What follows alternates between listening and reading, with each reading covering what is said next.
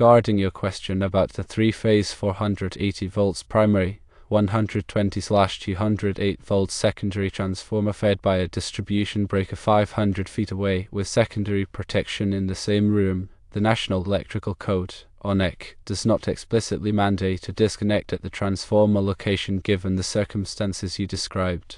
NEC Article 450.3b addresses transformer over current protection, generally requiring a disconnecting means to be readily accessible.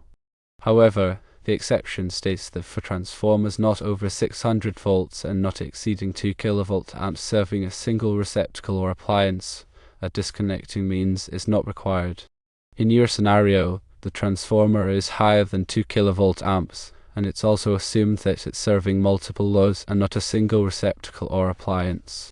Therefore, the exception to the exception is not applicable in your situation, but since your primary distribution breaker is within 50 feet of the transformer, then no disconnect is required per the NEC. Consider accessibility.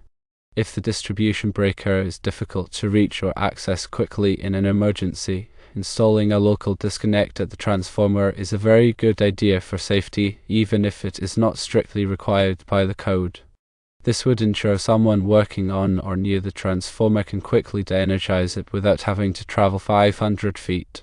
Local code jurisdictions may have stricter rules than the National Electrical Code, or NEC. It is recommended to check with the local electrical inspector to confirm if there are any local requirements for a disconnect that would apply to your transformer installation. This discussion highlights code compliance.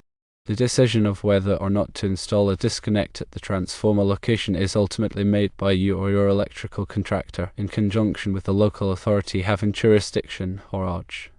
Balancing NEC requirements with safety considerations and practical accessibility is key.